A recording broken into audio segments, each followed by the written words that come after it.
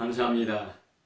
오늘은 유다서를 통한 신앙 바로 세우기라는 제목으로 말씀을 나누도록 하겠습니다.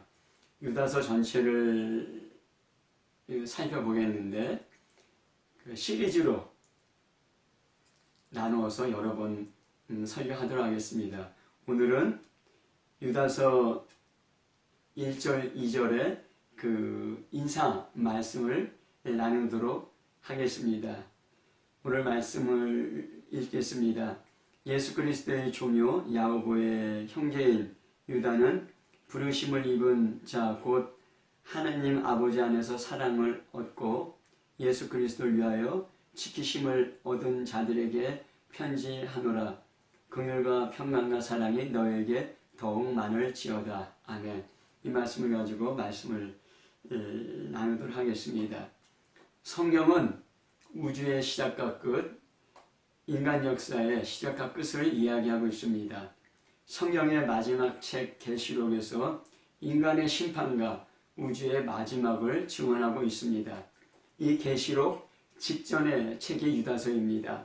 마지막 심판이 있기 전 현대 문화의 반기독교적 풍조 가운데 신앙을 재점검하도록 촉구하고 있습니다. 저는 2022년 올해 1월 초에 유다서를 읽으면서 유다서 전체를 설계했으면 좋겠다고 생각했습니다. 그러면서 제가 기록한 유다서 노트를 펼쳤는데 2021년 작년 초에도 똑같은 생각을 적어 놓았던 것을 발견했습니다.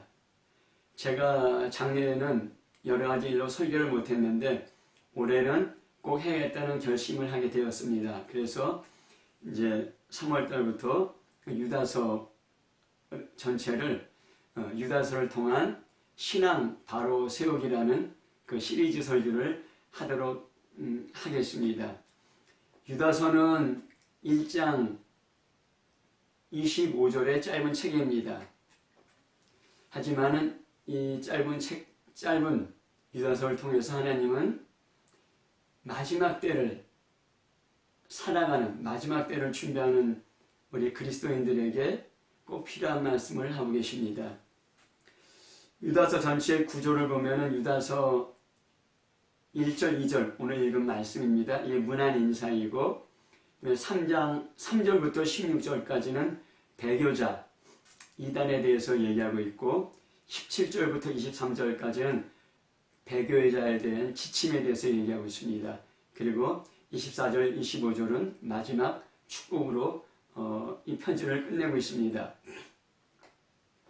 유다서는 베드로후서, 특히 베드로후서 2장 2절부터 17절까지 주목되는 부분이 많습니다. 또 많은 부분이 구약에서 인용되었고 외경의 에녹일서에서 인용된 부분도 있습니다. 그래서 아마 이 편지는 이 구약을 잘 알고 있는 그리스도인들에게 편지한 것이라고 생각되고 있습니다. 또 현대 문화와 많이 연결되는 부분이 있습니다. 오늘은 유다서의 인사말 중에서 편지의 저자가 누구인가, 수신자가 누구인가, 그리고 인사말에 대해서 말씀을 나눠보도록 하겠습니다. 첫 번째로 편지의 저자가 누구인가입니다. 사람은 이제 자기 자신을 소개할 때 나는 누구누구의 아들이고 누구누구의 딸이고 어떤 교육을 받았고 어떤 직업을 갖고 있습니다 하면서 자기 자신을 소개합니다.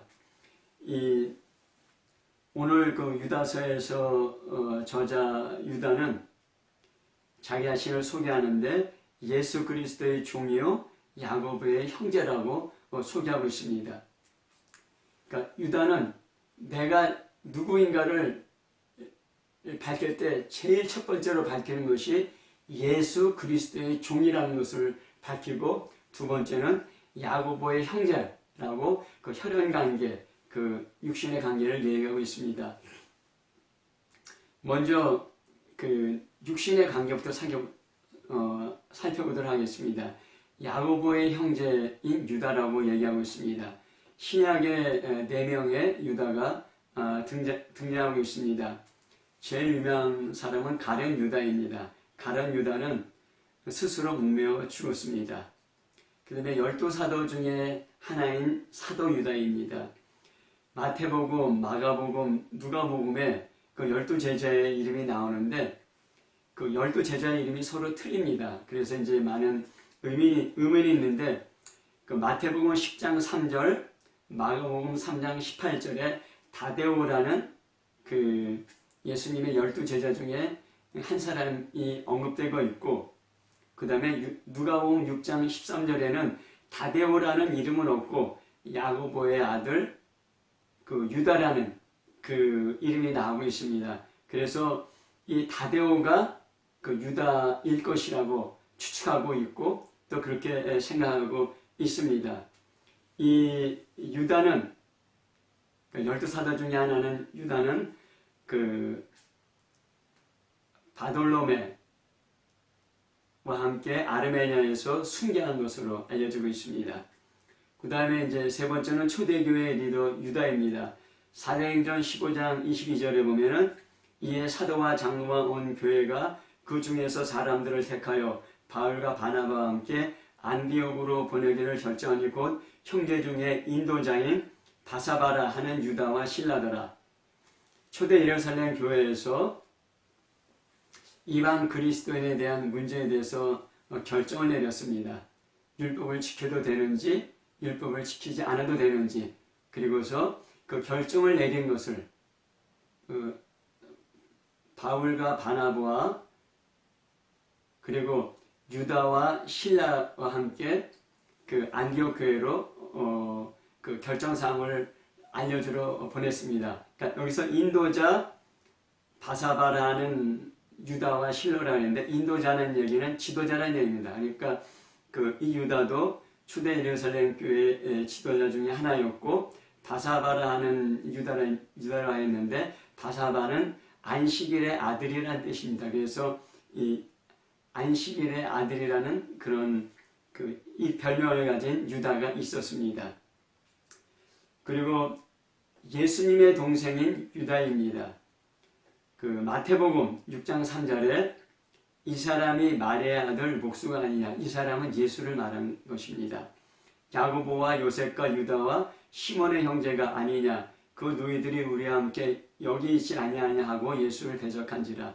그러니까 마리아가 동정녀일 때 성령으로 잉태하여서 예수 그리스도를 탄생하게 되었고 그 다음에 이제 그 남편인 요셉과 그 마리아가 동침하여서 야고보, 요셉, 유다, 시몬 형제와 너희들이 태어났다고 이렇게 이야기하고 있습니다. 그래서 유다는 그 야고보의 형제 유다 이렇게 얘기되고 있고 그 다음에 마태복음 13장 55절 56절에 똑같은 말씀입니다. 이는 그 목수의 아들이 아니냐. 그 어머니는 마리아, 그 형제들은 야고보, 요셉, 시몬, 유다라 하지 않느냐. 그 너희들은 우리와 함께 있지 아니하냐. 그런즉 이 사람의 이 모든 것은 어디에서 났느냐 하면서 그 예수님이 그 형제들이 있었는데 그 형제가 야고보, 요셉, 시몬, 유다라고 이렇게 얘기하고 있습니다.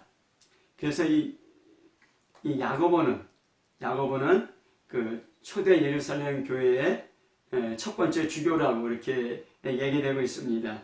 그래서 갈라디아서 2장 9절에 또 기둥같이 여기는 야고보와 게바와 요한도 내게 주신 은혜를 알므로 나와 바나바에게 친교의 악수를 하였으니 우리는 이방인에게로 그들은 할례자에게로 가게 하려 하며 이런 말씀이 있습니다. 그러니까 초대 예루살렘 교회에 기둥 같은 세 명의 큰 지도자가 있었는데 야고보와 게바와 요한 이 세 사람의 지도자가 있었다는 것입니다. 그래서 야고보는 12제자 중에 그 야고보가 아니라 12제자 중에 그 야고보는 이미 순교했고 예수님의 동생인 야고보를 말합니다. 그래서 갈라디아서 1장 19절에 주의 형제 야고보 외에 다른 사도들을 보지 못하였느라. 예수 그리스도의 형제인 야고보 외에는 다른 사도들을 보지 못했다고 사도 바울이 얘기하고 있습니다.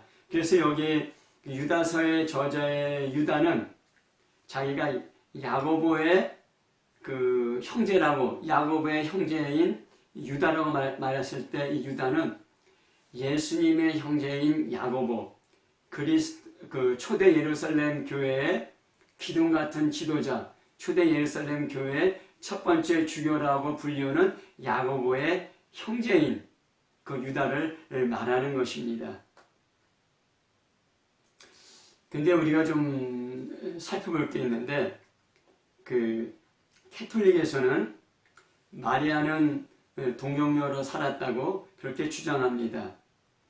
1965년 제2차 바티칸 공회의회는 마리아가 일평생 동정녀로 살았다는 교리를 로마 가톨릭 교회의 진위로 확정했습니다.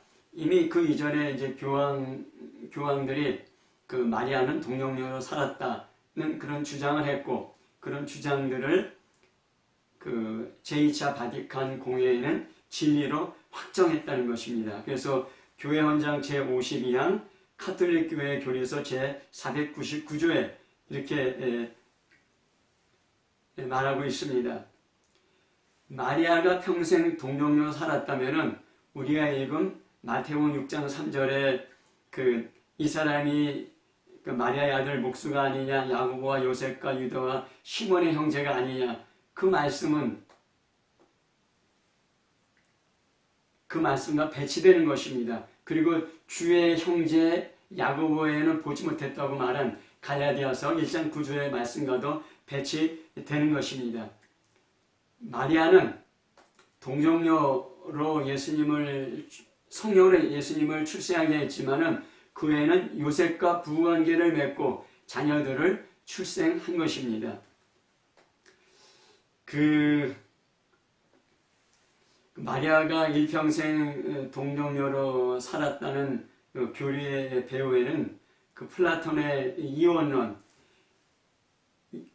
영은 선하고 육은 악하고, 그리고 정신은 선하고 물질은 악하고, 그리고 성적인 것을 경멸하는 그런 플라톤의 이원론과 그 금욕과 고행의 관점으로 성경을 해석하면서 마리아를 신격화하는 그런 교리를 발전시킨 것으로 볼 수 있습니다. 그런데 이것은 성경과 전혀 맞지 않는 그런 잘못된 교리라고 우리가 볼 수 있습니다. 또한 마리아가 이 땅에 태어날 때 아무런 죄도 없이 무죄로 잉태했다. 그걸 보통 무형식태를 하는데, 무죄 잉태설, 그리고 마리아는 이 땅에 살면서 죄를 범치 않았다. 그러니까 원죄도 없고 자범죄도 없다. 그리고 마리아는 죽지 않고 하늘로 승천했다. 마리아 승천서. 그리고 하늘에 황후가 됐고 우리 믿는 사람들에게 중보자가 되었다는, 이것은 성경과 관계없는 캐톨릭의 교리입니다. 우리가 이런 잘못된 교리에 우리의 신앙이 흔들리거나 미혹되어서는 되지 않습니다. 왜 캐톨릭에서는 이렇게 잘못된 교리를 주장하게 되었을까? 그런 생각을 해보았는데, 캐톨릭에서는 이 성경뿐만 아니라 캐톨릭의 전통도 성경과 유사하게 존중하고 있고, 또 그리고 거기서는 교황의 무오류성, 교황의 가르침은 오류가 없다는 교황의 무오류성을 주장하기 때문에 이러한 교리들이 나온 것으로 알 수 있습니다. 이것은 성경과는 관계없는, 성경과 배치되는 잘못된 교리인 것입니다. 유다서의 저자 유다는 육신적으로는, 혈연적으로는, 인간적으로는 주의 형제 야고보의 형제였던 것입니다. 그 다음에 두 번째로는 영적으로는 그리스도의 종이라고 했습니다. 예수 그리스도의 동생인 유다는 자신을 그리스도의 종이라 하였습니다. 먼저 유다는 그리스도의 종이요 라고 자기 자신을 밝히고 있습니다. 그리스도인에서 제일 중요한 것은 예수 그리스도와 자기 자신의 관계입니다. 예수 그리스도와 자기 자신의 관계보다 더 중요한 관계는 이 세상에 없는 것입니다. 그래서 먼저 예수 그리스도의 종이요 야고보의 형제인 유다 이렇게 얘기하고 있습니다. 사도 바울도 로마서 1장 1절에 예수 그리스도의 종 바울은 사도로 부르심을 받아 사도 바울도 자기 자신을 예수 그리스도의 종이라고 밝히고 또 빌립보서 1장 1절에 그리스도 예수의 종 바울과 디모데는 그래서 바울뿐만 아니라 디모데도 예수 그리스도의 종이라고 밝히고 있습니다. 베드로후서 1장 1절에 예수 그리스도의 종과 사도인 시몬 베드로는 그래서 시몬 베드로는 자기 자신을 예수 그리스도의 종이며 사도로 밝히고 있습니다. 그리고 계시록 1장 1절에 예수 그리스도의 계시라 이는 하나님이 그에게 주사 반드시 속히 일어날 일들을 그 종들에게 보이시려고 그의 천사를 그 종 요한에게 보내어 알게 하신 것이라. 그래서 사도 요한도 예수 그리스도의 종이라 하였고 또 예수 믿는 다른 모든 그리스도인들도 종이라고 얘기하고 있습니다. 유다뿐만 아니라 바울, 베드로, 요한 그 성경의 저자인 이러한 유명한 사도들도 그리스도의 종이고 또 목사만 그리스도의 종일 뿐만 아니라 모든 그리스도인이 그리스도의 종이라고 성경은 말하고 있는 것입니다. 이 종은 둘로서라는 말인데 당시 주인의 뜻대로 할 수 있는 소유물과 같았습니다. 주인의 재산과 같았고 주인의 뜻대로 할 수 있는 소유물과 같았습니다. 그럼 어떻게 그리스도인이 그리스도의 종이 되었나? 그 내용을 좀 살펴보도록 하겠습니다.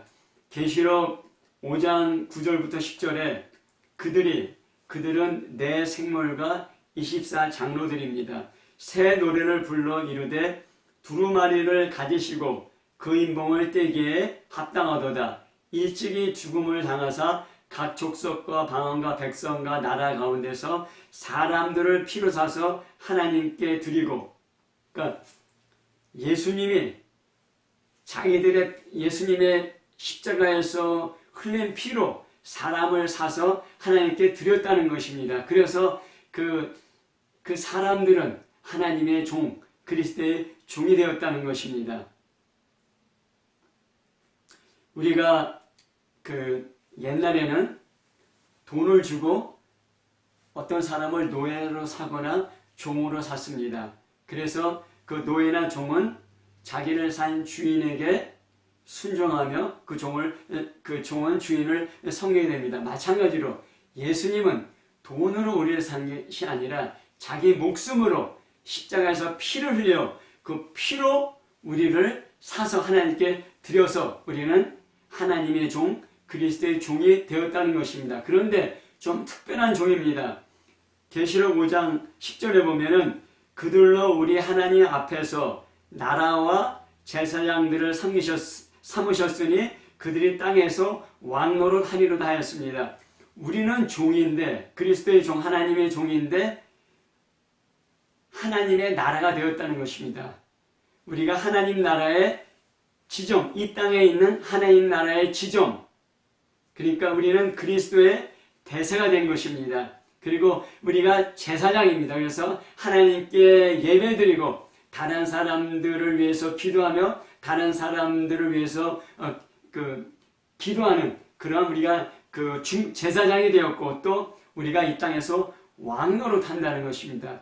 종인데 천국의 지점이요, 천국의 대사요, 또 하나님께 예배하는 제사장이요, 왕이 되었다는 것입니다. 특별한 종입니다. 우리는 하나님의 종, 예수 그리스도의 종이지만은 천국의 지점, 세상에 있는 천국의 나라이고 또 예배드리는 제사장이고 또 왕이 되어서 다스리는 자라는 것입니다. 우리가 고린도전서 6장 19절부터 20절에 보면은 너희 몸은 너희가 하나님께로 받으나 너희 가운데 계신 성령의 전인 줄을 알지 못하느냐. 너희는 너희 자신의 것이 아니라 값으로 산 것이 되었으니 그런즉 너희 몸으로 하나님께 영광을 돌리라. 그런 말씀이 있습니다. 우리 몸은 우리 자신의 것이 아니라 값으로 산 것, 예수님의 피값으로 산 것이 되었다는 것입니다. 그리고 성령님께서 우리 안에 거하시고 성령의 전 하나님의 나라의 지점이 되었다는 것입니다. 그래서 우리 몸으로 하나님께 영광 돌리라는 것입니다.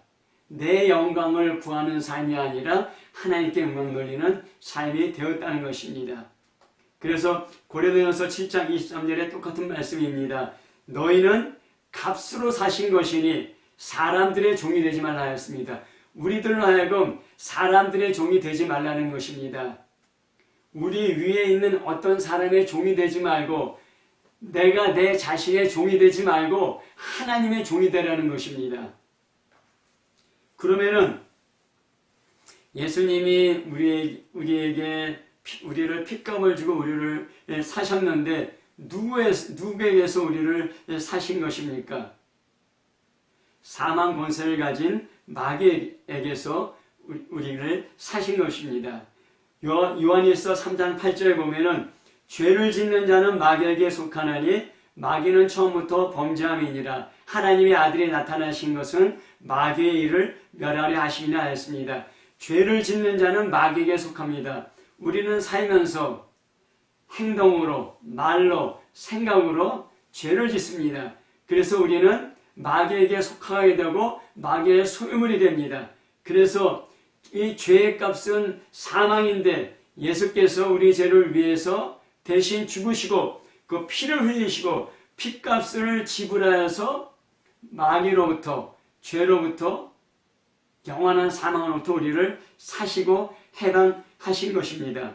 그래서 사도행전 26장 18절에 사도 바울은 자기의 사명을 얘기하는데 그 눈을 뜨게 하여 어둠에서 빛으로 사탄의 권세에서 하나님께로 돌아오게 하고 죄사함과 나를 믿어 거룩하게 된 무리 가운데 기업을 얻게 하리라 하더이다. 사도 바울의 사명은 무엇이냐면 눈을 뜨게 해서 어둠에서 빛으로 사탄의 권세에서 하나님께로 돌아오게 하는 것이 사도 바울의 그런 사명이었습니다. 내가 죄를 범했구나. 내가 죄의 종이구나. 내가 사탄의 권세 안에 있구나. 내가 사탄의 소유물이 되었구나. 내가 마귀의 종이 되었구나. 우리가 이거 스스로 깨닫지 못합니다. 하지만 하나님께서 빛을 비춰주시고 우리 눈을 뜨게 할 때 내가 죄의 종이었구나. 그래서 계속해서 죄를 짓고 있고 마귀에게 속하였고 사탄의 권세 가운데 있구나. 마귀와 사탄은 같은 얘기입니다. 그것을 우리가 깨닫게 됩니다. 그 빛이 없다면 우리는 그것을 깨닫지 못하고 누가 우리한테 사람들한테 너 죄인이야, 너 죄의 종이야, 너 마귀의 종이야, 너 마귀에게 속해 있어 하면은 사람들이 웃을 겁니다. 하지만은 우리가 하나님의 빛을 받게 되면은 하나님의 빛 가운데로 오게 되면은 내가 죄의 종이었고 마귀의 종이었고 사탄의 권세 안에 있었구나 것을 깨닫게 되는 것입니다.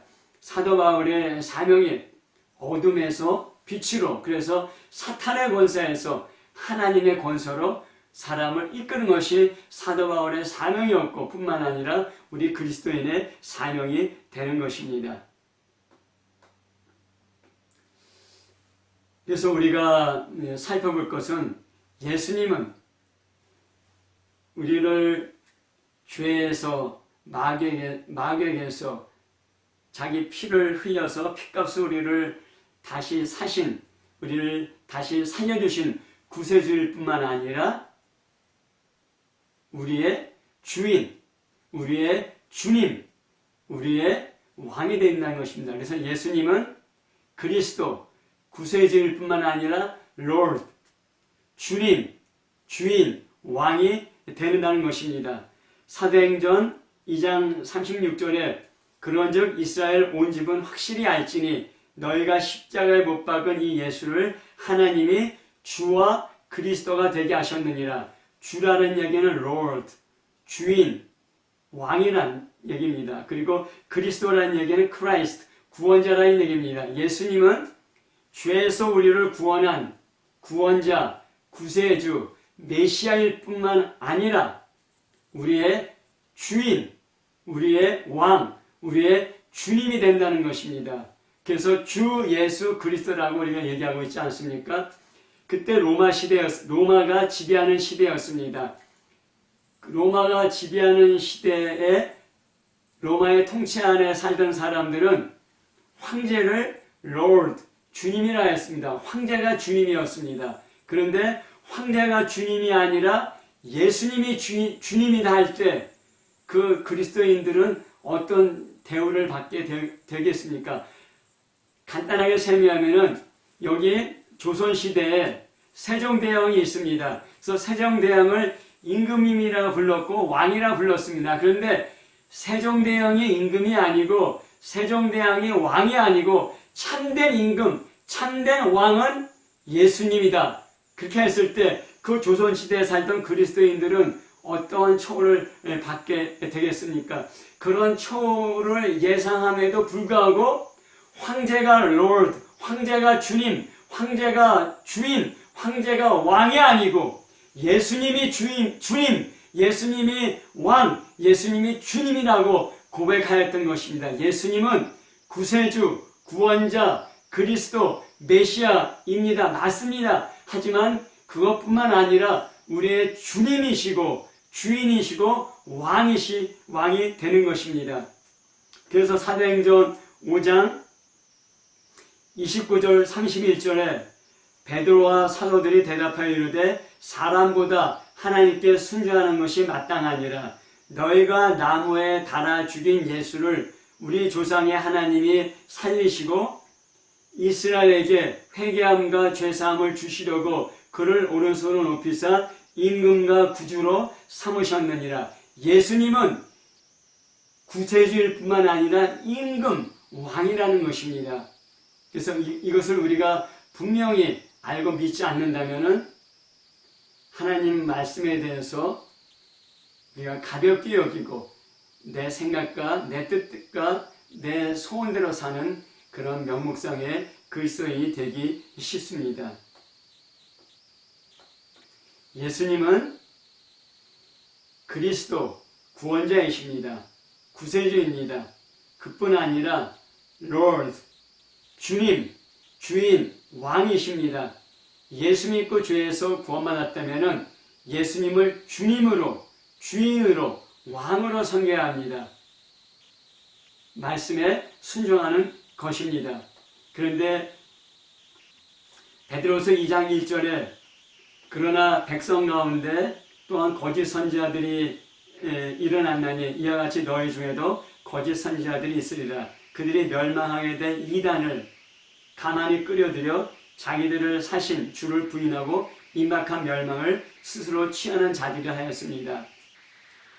거짓 선지자들이 잘못된 가르침으로 사람을 멸망으로 이끈다는 것입니다. 근데 그들의 그 잘못된 가르침의 골자가 무엇이냐? 자기들을 사신, 자기들을 구속하신, 자기들을 핏값으로 지불하고 사신 주님을 부인하게 한다는 것입니다. 그래서 요한일서 4장 3절에 예수를 시인하지 않은 영마다 하나님께 속한 것이 아니니 이것은 곧 적그리스도의 영이라. 우리를 한 말을 너희가 들었거니와 이제 벌써 세상에 있느니라 하였습니다. 예수를 시인하지 않는 영마다 하나님께 속한 것이 아니고 적그리스도라는 것입니다. 세상에 수많은 종교가 있고 수많은 철학이 있고 수많은 인형이 있고 수많은 가르침이 있지만은 예수를 시인하지 아니하는 것은 하나님께 속하지 아니하였고 적그리스도라는 것입니다. 예수님이 내 주인인가? 내가 나의 주인인가? 내가 예수님의 종인가? 아니면 내 자신의 종인가? 내가 예수님을 위해 사는가? 내가 내 자신을 위해 사는가? 우리 자신을 살펴볼 때 정말 내가 참된 그리스도인인지 아닌지 알 수 있게 되는 것입니다.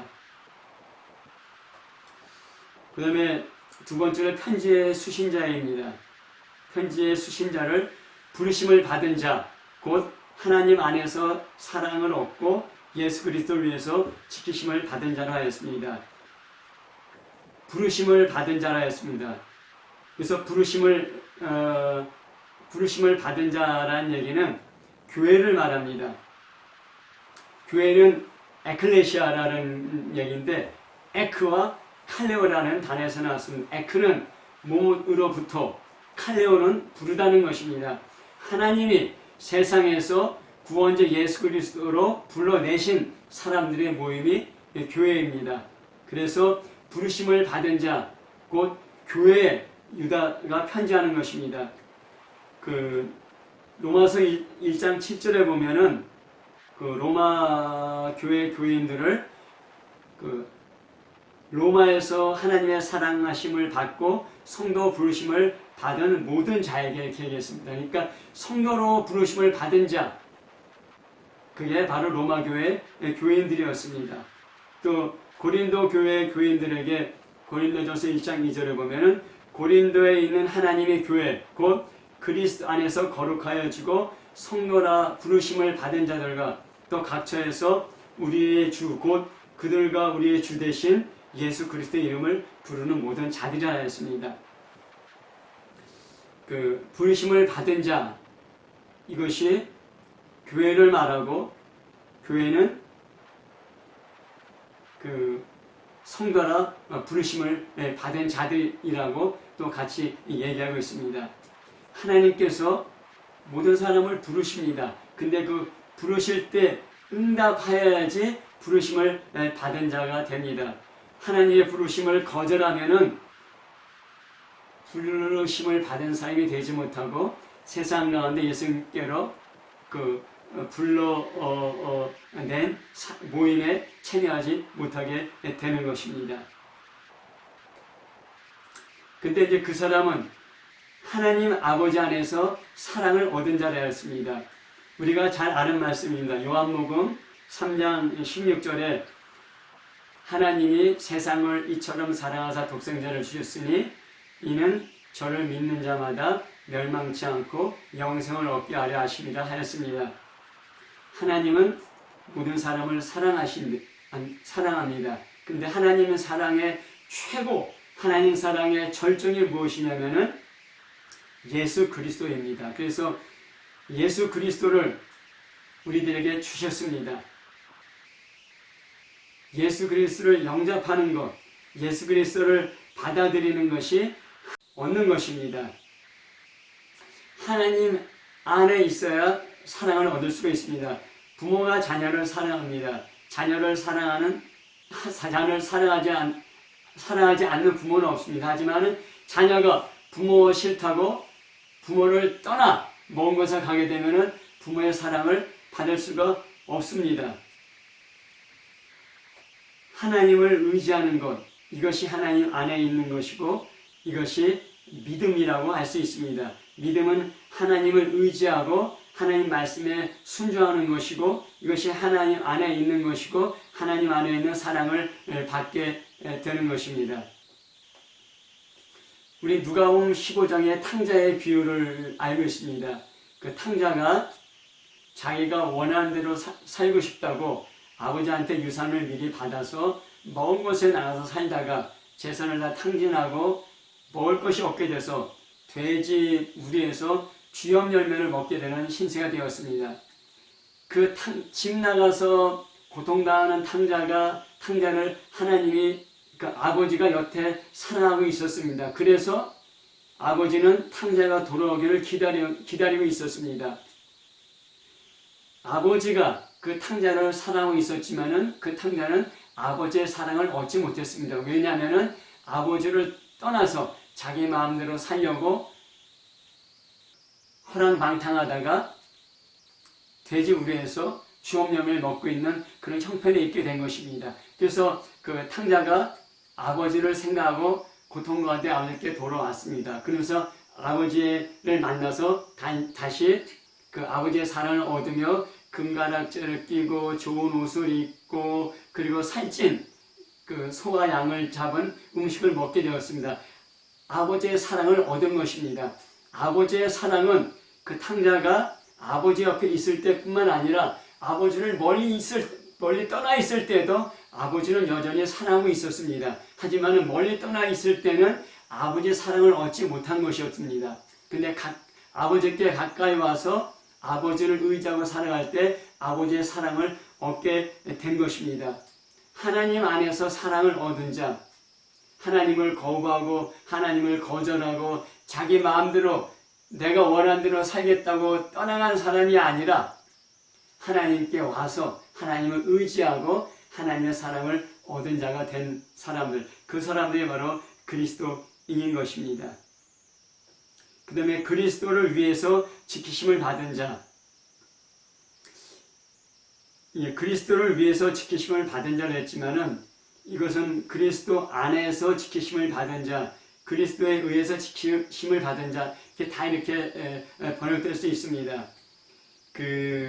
요한복음 17장 14절 15절에 보면은 내가 아버지의 말씀을 그들에게 주었사오매 세상이 그들을 미워하였사오니 이는 내가 세상에 속하지 아니한 같이 그들도 세상에 속하지 아니함으로 인함이니이다. 내가 비옵는 것은 그들을 세상에서 데려가시기를 위함이 아니요 다만 악에 빠지지 않게 보존하시기를 위함이니이다.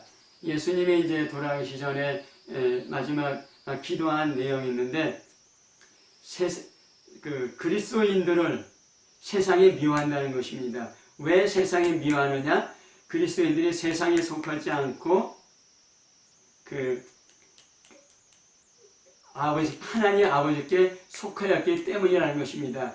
이 세상은 성경에 여러 가지로 얘기하고 있는데 물론 하나님이 세상을 창조하신 이 세상도 있지만은 사람의 범죄와 타락으로 말미암아 마귀의 통제하에 있는 이 세상을 얘기하고 있는 것입니다. 그래서 세상에 속하지 않는 사람들, 모든 사람들 다 세상에 속했습니다. 세상에 속하지 않은 사람들이 어디 있겠습니까? 다 세상에 속해서 세상에서 필요한 것들을 구하며 추구하며 살고 있습니다. 그런데 그리스도인들은 똑같이 세상에 살고 있지만은 세상에 속한 사람들이 아니라 그리스도에게 속한 사람들입니다. 그렇기 때문에 세상이 그리스도인들을 미워한다는 것입니다. 마귀가 그리스도인들을 미워한다는 것입니다. 그래서 세상 안에 있는 그리스도인들을 보호해달라고 예수님이 기도하고 있는 것입니다. 그래서 그리스도인들은 그리스도를 위해서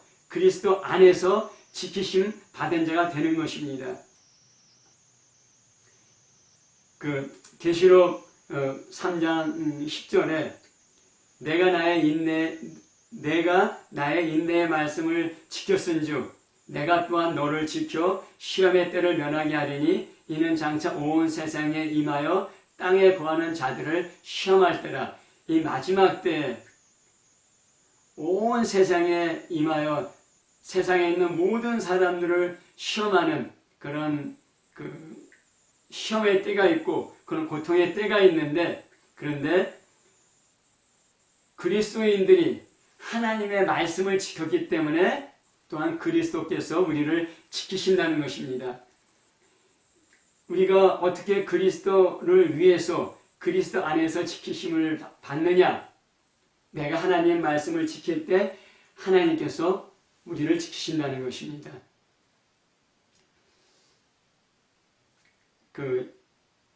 예수 그리스도의 종료 야고보의 형제인 유다는 편지를 쓴 사람입니다.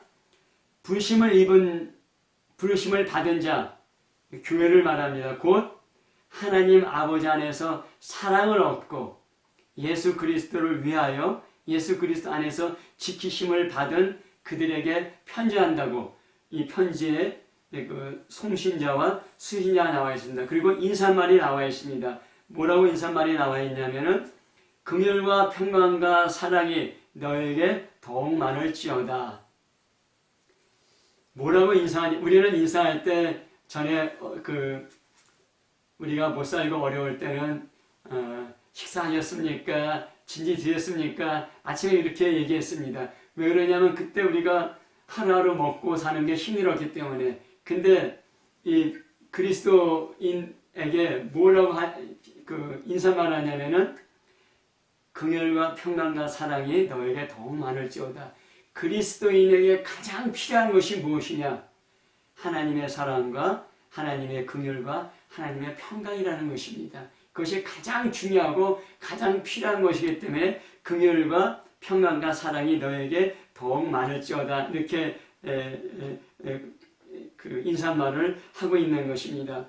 사랑과 긍휼과 평강, 모든 사람이 원하고 있습니다. 모든 사람이 사랑받기를 원하며 긍휼히 여김을 받기를 원하며 평강이 더 많기를 원합니다. 그런데 사람도 다른 사람에게 사랑을 줄 수 있고 또 긍휼히 여길 수 있고 다른 사람에게 평안과 위로와 평강을 줄 수도 있습니다. 하지만은 사람이 주는 것에는 한계가 있습니다. 정신적인, 감정적인, 지적인, 육체적인, 물질적인 한계가 있습니다. 우리가 스트레스 받을 때 다른 사람에게 평강과 사랑과 긍휼을 주기 힘듭니다. 내가 아플 때 다른 사람에게 평강과 긍휼과 사랑을 주기 힘듭니다. 내가 돈이 없어서 막 쪼들릴 때 다른 사람에게 사랑과 긍휼과 평강을 주기 힘듭니다. 그런 표현을 하기가 힘듭니다. 우리가 장병의 효자 없다는 말이 있지 않습니까? 부모님이 오래 병들어서 고통하니까 너무 고생하고 힘드니까 처음에는 잘 돌보다가 나중에는 외면하게 된다는 거 아닙니까? 그게 사람의 한계입니다. 정신적인, 그 다음에 감정적인, 육체적인, 물질적인 한계가 있기 때문입니다. 성경이나 역사적인 기록에 보면은 전쟁과 기근과 가뭄에 고통을 심할 때 부모가 자식을 먹는 그런 기록이 있지 않습니까? 북한에서도 기근과 굶주림으로 부모가 자식을 삶아먹고 그런 우리가 이야기를 듣지 않았습니까? 사람들은 긍휼과 평강과 사랑을 원하고 또 어느 정도는 우리가 가장 가까운 친밀한 사람에게 줄 수는 있지만은 한계가 있습니다. 그렇지만 하나님은 우리에게 긍휼과 평강과 사랑을 주시기를 원하시는데 그 하나님의 긍휼과 사랑과 평강은 끝이 없다는 것입니다. 끝이 없는 하나님의 긍휼과 평강과 사랑 우리가 어떻게 받을 수 있습니까? 마음을 여는 만큼 우리가 받을 수 있습니다. 마음을 여는 만큼 긍휼과 평강과 사랑이 더욱더 많아지게 되는 것입니다. 마음을 연다는 것은 그만큼 간절히 원한다는 것이고 우리 마음이 가난해진다는 것입니다. 제가 이제 지난주 월요일날 뒷산에 대나무를 제거했습니다. 아침부터 오후 늦게까지 제거하면서 끝날 때는 이제 하루 안에 다 끝내려고 마지막에는 좀 제가 무리하게 막 일을 했습니다. 그랬더니 너무 지치니까 몸도 아프고 아주 꼼짝도 할 수 없었습니다. 그래서 보통 이제 저녁 먹고 이제 성경 보고 기도하거나 그러는데 성경 볼 힘도 없었고 기도할 힘도 없었고 그때는 너무 힘드니까 전에는 그냥 넘어갈 수 있는 말도 누가 저기 어떤 얘기하면은 뭐라 그럴까 편안히 대답하는 것이 아니라 짜증스럽기도 하고 제가 그런 상태였습니다. 그리고 이제 저녁 때 그냥 잠자리에 들었고 아침에 일어나서 성경 보고 기도하려는데도 그냥 머리가 하얘진 것 같고 그냥 집중이 안 되더라고요. 너무나 피곤하니까 집중이 안 되는데 그래서 계속 앉아 있었습니다. 계속 앉아 있었고 오랫동안 앉아 있었는데 그러면서 갑자기 제 안에 하나님의 은혜가 없으면은 저는 하루도 살지 못합니다. 하나님께서 붙들어 주지 않으면은 저는 이 세상을 버틸 수 없습니다. 그냥 간절히 하나님을 찾는 그런 마음의 고백이 나오고요. 그러면서 정말 하나님 제가 이 땅을 사는 동안 하나님 저를 버리지 말아주세요 하면서 간절한 그런 고백과 기도가 나왔습니다. 제가 매일 아침마다 성경 보고 기도합니다. 성경 보고 기도하면서 하나님의 은혜도 받고 하나님을 찾지만은 정말 그날은 하나님 없으면 저는 죽습니다 하는 정말 간절하고 갈급한 마음으로 하나님을 찾게 됐습니다. 왜 이렇게 간절히 하나님을 찾게 됐고 하나님을 구하게 됐느냐? 몸이 너무 피곤하니까, 제가 견딜 수 없으니까. 그때 제가 느낀 것은 하나님이 붙들어 주시지 않는다면은, 하나님께서 나에게 은혜를 베푸시지 않는다면은 나는 하루도 버틸 수가 없구나. 하나님이 나를 떠나신다면은 나는 하루도 살 수가 없구나. 그런 간절한 고백, 그런 간절한 기도가 나오게 되는 것입니다. 우리 그리스도인들은 하나님으로부터 긍휼과 평강과 사랑을 받는 사람입니다. 하지만은 거기서 만족하지 않고 긍휼과 평강과 사랑이 더욱더 많아지고 더욱더 깊어지고 더욱더 풍성해져야 되는 것입니다. 그래서 유다는 더욱더 많아질지어다 그렇게 인사말을 했는데, 우리가 마음이 가난해질수록, 우리 말씀이 우리가 더 갈급해질수록 긍휼과 평강과 사랑이 더욱더 많아진다는 것을 알 수 있습니다. 우리가 혹시 어떤 고통스러운 문제에 부딪힐 수 있고, 고통스러운 환경 가운데 있을 수도 있고, 고통스러운 어떤 인간관계에 있을 수도 있고, 또 여러 가지 어려움이 있을 수가 있습니다. 그 어려움 가운데 화내고 낙심하고 신경질 부리는 그런 반항도 있을 수가 있지만은, 그런 어려움 가운데 더 간절히 하나님을 의지하고 더 간절히 하나님을 찾고, 목마른 사슴이 시냇물을 찾기에 갈급하듯이 내 영혼이 주님을 찾기에 갈급하나이다. 더 갈급하게 하나님을 찾을 때 하나님의 긍휼과 하나님의 사랑과 하나님의 평강은 더욱더 우리 안에 많아져서 그런 하나님의 긍휼과 평강과 사랑이 다른 사람들에게 넘치게 되는 것입니다. 다른 사람에게 흘러가게 되는 것입니다. 말씀을 맺겠습니다. 그리스도인은 누구인가? 예수님의 피로 구속함을 받은 사람들입니다. 예수님의 피로 사신 사람들입니다. 그래서 예수님이 그리스도, 구원자, 구세주로 믿을 뿐만 아니라 예수님을 Lord, 주님, 주인, 왕으로 섬기는 사람들입니다. 그래서 그리스도인은 그리스도의 피로 죄에서 해방되었을 뿐만 아니라 그리스도를 왕으로, 주인으로, 주님으로 모시고 그의 말씀에 복종합니다.